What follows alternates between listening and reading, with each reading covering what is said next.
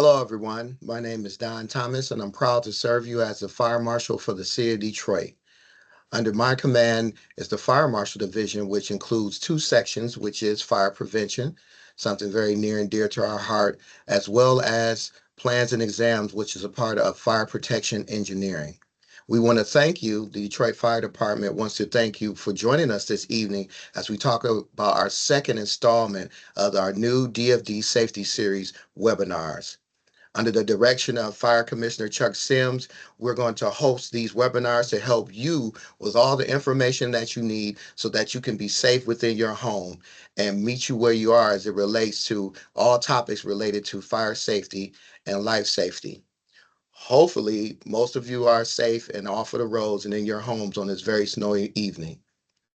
So today what you'll learn is about how to protect yourself and your family while staying warm this winter. What's the best practices? What are the best tips and tricks for everything from the use of space heaters to how to protect yourself from carbon monoxide poisoning and recognizing the symptoms should an issue arise? Our subject matter You expert for too now. Be tonight's careful. presentation is our Chief of Fire Prevention, Dennis Hunter. Chief Hunter has been with the DFD for over 25 years and is considered one of the best subject matter experts, not only in the city, but in the state when it comes to life safety initiatives. During his time as fire chief of prevention over the past couple of years, he's led some very progressive initiatives and achievements as it relates to fire safety and keeping our citizens safe within the city, as well as our guests. But before I hand it off to him, we want to talk about some of the remaining topics that we have coming up in our webinars over the next couple of months.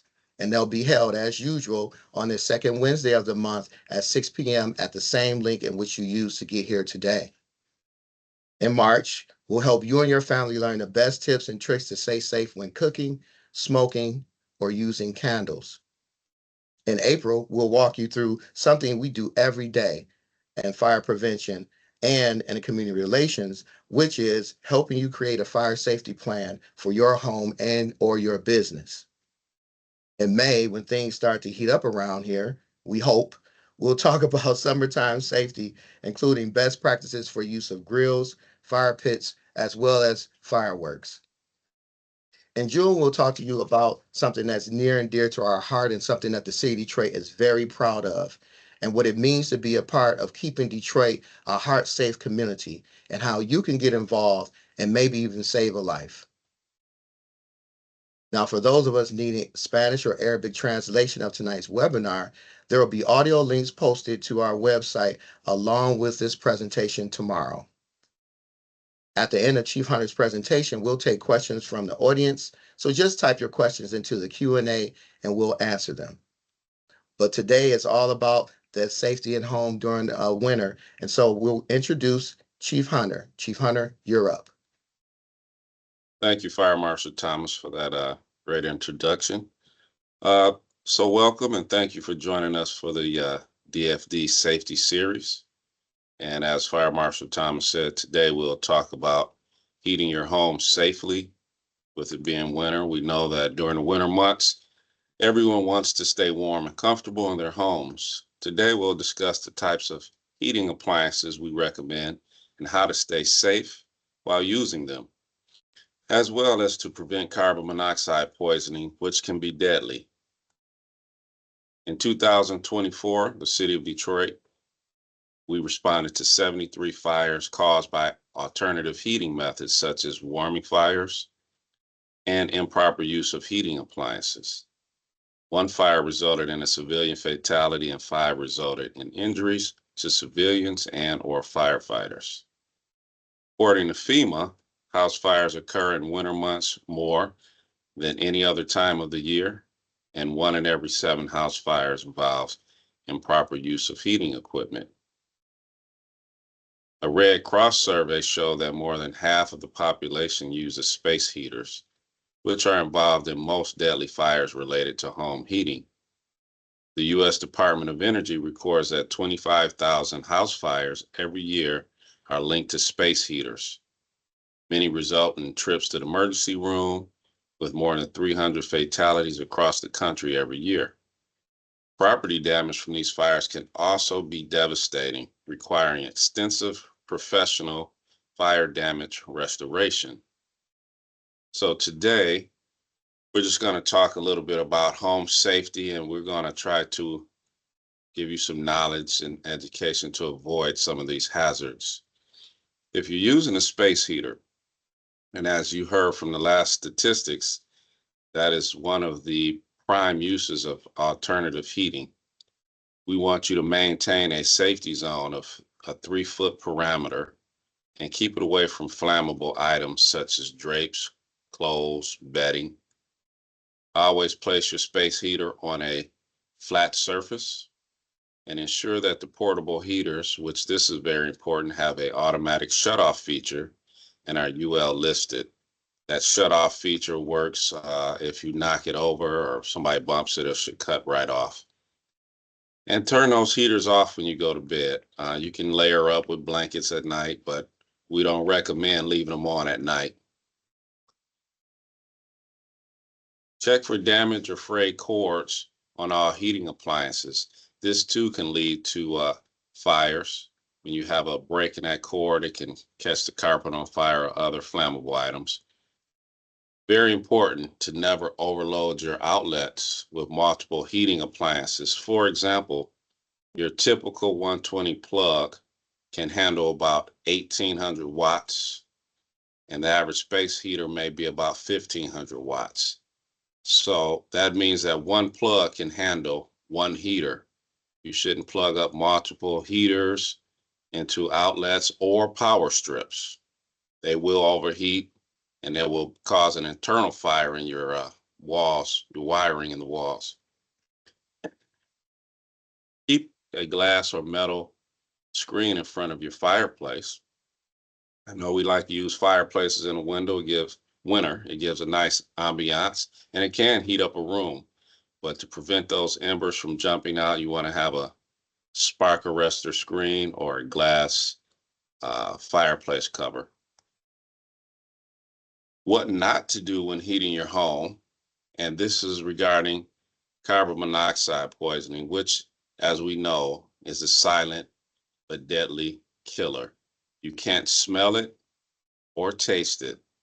So never use outdoor heaters inside your home, such as propane patio heaters. You may see some of these at outdoor restaurants. They're tall, look like an umbrella. They even have torpedo heaters that most people use in their garage. These do not belong indoors. They are for outdoor use. Kerosene heaters should only be used indoors for short periods of time. And we recommend for a kerosene heater that if you have to fill that up, that you do it outdoors and maybe have a spill pan up under that kerosene heater. So during and after snowstorms, you want to make sure, now these are little things people don't think of, but make sure that vents for your dryer, your furnace, and your stove and fireplace are clear of snow buildup or any blockage. Because what happens if none of these things are vented properly, then you're going to get a backup of carbon monoxide. Now, here's one of my most important messages, because it happens every year. And unfortunately, some people have lost their life because of this. Never use a generator inside your home or attached porch or garage. Generators run by gas. They're very powerful, and it allows that carbon monoxide to build up very quickly. So when using a generator, make sure it's outside, at least 10 feet from your house. Make sure that that exhaust is pointing away from your windows and doors. Never use your stove as a heat source for your home. It's dangerous because it can also lead to CO poisoning and fires. Stoves are designed for cooking, not for heating rooms, because that stove can overheat. Early detection saves lives. Carbon monoxide, again, is odorless and tasteless. So you need that carbon monoxide detector to pick up those toxins that you can't smell. Make sure you have a working smoke and carbon monoxide detectors in your home. Test them annually and change the batteries when needed. And we recommend that once a year around daylight savings time. Practice a fire escape plan with your family. You can make that fun, but it also can come in handy when needed, and hopefully you never need it. Have your furnace inspected each year and keep a 3-foot clearance around your furnace and your water heater. So obviously, if you see smoke or flames in your home, we want you to get out. Call 911 because fire can spread fast. The smoke can spread even faster. Property can be replaced, but you can't. CO enters the body through breathing, and CO poisoning can confuse you with, which this is important, if you feel like you have flu symptoms, food poisoning, or any other illness, some shortness of breath, nausea, dizziness, lightheadedness, or headaches. This can be a cause of a high level dose of carbon monoxide from one of those alternative heating sources. So if you're feeling this way and you know that you have an alternative heat source going, whether it be the kerosene heater or your fireplace or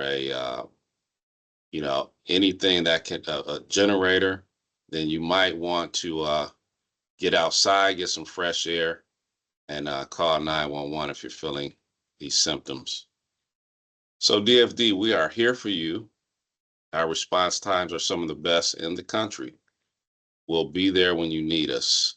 We are public servants. Now, some people have asked and called about smoke alarms and CO detectors. So throughout the Detroit, we have a smoke alarm program. The Detroit Fire Department plans to install 5,000 smoke alarms in homes citywide by the fall of 2025. Applications were open last October, and we had 1,600 households apply. We are in the process of prioritizing and installing these smoke alarms now as a result of this ongoing program. Currently, DFD has no alarms available for distribution to the public, but we still recommend that you get smoke alarms that are UL certified and carbon monoxide detectors, which are available for purchase at local hardware stores or Amazon, or for a low price. Smoke alarms should be installed in gathering spaces in your home, hallway, outside of your sleeping areas.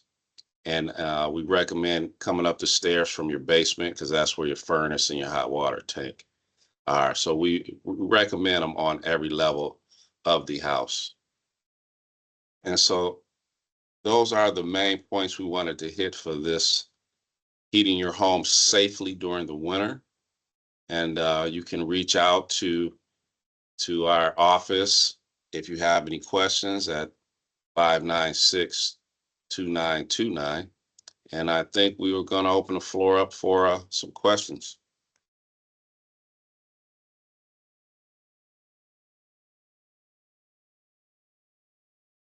So thank you, thank you, Chief Hunter, for this presentation.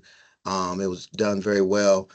Before we open up the floor to questions, what we wanted to do at this time is just reemphasize some of the things that was mentioned by Chief Hunter during this webinar, as well as a couple of extra tips. Now, some of this information that's about to be shared comes right out of our fire and safety guide for the city of Detroit that we distribute to all citizens and guests and residents of the city. That's almost 50 pages of fire, life, home safety, as well as emergency medical information to keep you safe and your family members safe as well. So some of the prevention guides that relates to CO detection is to make sure that your plumbing or your heating system, your water heater system, and any other gas system is checked by a qualified technician. As well as making sure that you don't run your car or truck on the inside of a garage that's attached to your house, even if you leave the door open. And one of the points that Chief Hunter also spoke about was making sure that you don't run your generator in your garage as well, even if you leave that door open. And finally, Chief Hunter had a clip or a screenshot of a fireplace. The one thing that we recommend is that the fireplace is cleaned annually by a certified cleaner of fireplaces, and make sure that when you're using the fireplace, that it's properly vented.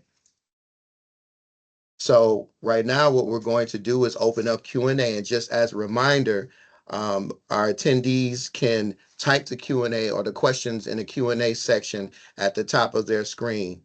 And so right now, what we'll do is go to some of those questions that we have from our attendees and have the illustrious Chief Hunter, as he was introduced earlier today, answer some of these questions. So our first question is, will the Detroit Fire Department come to my house and help my family with a fire escape plan? Yeah, absolutely. We have a community relations division that will come out and help with a fire escape plan and give you some pointers on fire safety and how to get out of your home. Um, that is, you can definitely go to our website at Detroit Fire Department. And once you get on that website, you look up community relations and you can reach out to them for that assistance. Thank you, Chief. I'll have to say that our community relations division is a very hardworking division and work towards providing fire protection plans and fire evacuation plans for all of our citizens upon request. It's something that's been a hallmark of the public safety and community risk reduction education programs that we have within the city. Absolutely. Yeah. Our second question is, how much do smoke alarms and CO detectors typically cost, and where can we buy them? Uh, Typically, they run between $15 and $20. If you have a combination smoke detector slash CO detector, those might be a little more, maybe $25. But you can get those at Home Depot. You can order them on Amazon. Any local hardware, you can get a smoke detector. And they are one of the, for 15 to $25, it is your first line of defense. Very important device. Yep, yep, very true. As a reminder, when you're purchasing at least the smoke alarms, you want to make sure that it's sealed. The newer smoke alarms that are sold on the market today are sealed with a 10-year lithium ion battery. So they last for 10 years, and once that time comes for them to be replaced, you'll replace them with another 10-year battery, and then you want to make sure you follow it up with testing them on a monthly basis as well. And Marshall Thomas, that lithium ion battery technology is great because, normally you put those AA batteries, which nothing is wrong with it. You just have to change those yearly. But that lithium ion battery, I would recommend getting that because it does last for about 10 years. I would agree. Our third question: what if we only have one CO detector? Where is the best place to put it? Well, if you have one CO detector, I would recommend in the basement area. You might get some CO from your furnace. Sometimes they're not sealed properly on the flute that goes outside into the chimney. You also have a hot water tank down in the basement. You may have a boiler. And those are devices that run in the wintertime pretty much continuously. So if I had one CO detector, I will put it in my basement. We recommend two, maybe another one on that main floor, but definitely in the basement. Yeah, that's a great point, Chief. I think the important thing that you mentioned was making sure that those gas heated appliances that we have within our home are checked on an annual basis to make sure that everything's sealed up so you won't have that CO leakage into your home. But definitely where the base of where the problems could potentially be for CO poisoning, it should be in the basement with that detector being installed. Absolutely. All right. Can we bring those really warm patio heaters inside? Really warm is what they said, Chief. The really warm patio heaters are really warm for outside. And they're great for outside, but the problem is certain appliances are designed for certain things, and those outdoor patio heaters, um, they produce a lot of carbon monoxide. So no, you cannot bring those indoors. But if you have a deck, outdoor deck, they're great for that. Um, but no, you cannot bring them indoors. And another point to that is, please, I encourage you guys to read the labels on some of these appliances to see what they're designed for. You may assume they're designed for something, or they may not look as harmful, but they have warning labels on them. They'll tell you if it's for indoor or outdoor. So please read those labels and leave the outdoor patio stuff for outdoors. Thank you, Chief. Thank you, Chief. I also wanted to add that even if you're using, this is the fire marshal in me, if you're using those outdoor patios, make sure they're 3 feet away from anything combustible. Okay. That's right. So, Marshall, before you continue, Karen Gracie just emailed me and she said, do we have to use Teams? There is no Q&A tab anywhere on the screen to ask a question and no chat function. So at least the forum is on Teams. It should be a Q&A button to click right at the top. I think the chat has been disabled so that we can function specifically on the Q&A that we're receiving as our guests are typing into the question and answer section. Okay, thank you. Uh, we have an additional question. What is the best alternative heating source? The best alternative heating source. Well, I would say that the best alternative heating source would probably be, from my research, is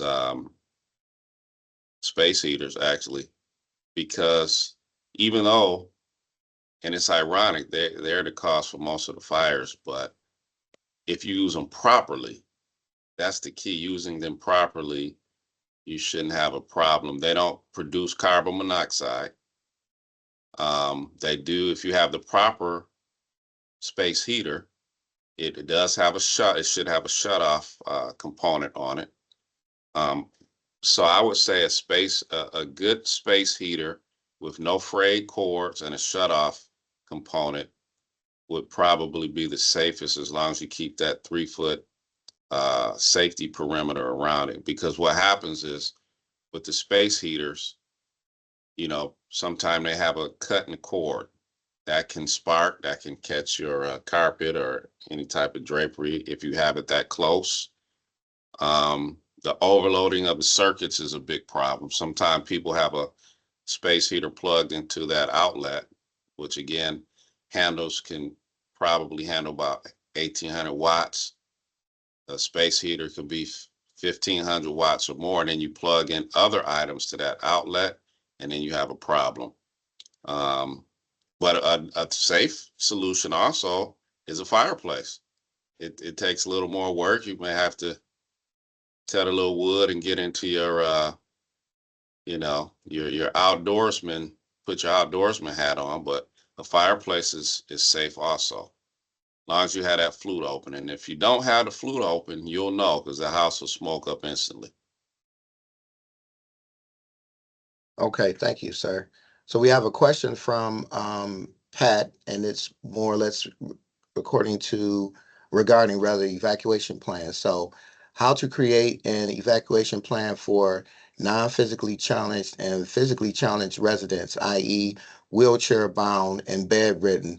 Well, interestingly enough, we have our community relations ADA coordinator on this call with us, and that's been the focus of her job responsibility, is to make community outreach, to talk with and reach out to some of our physically challenged residents of the city, so that we can, meaning the Detroit Fire Department, can assist them with a robust fire escape plan. So I believe the information is on the community relations website. If not, we can have that information posted on our website so that we can give some assistance for members of our community. Absolutely.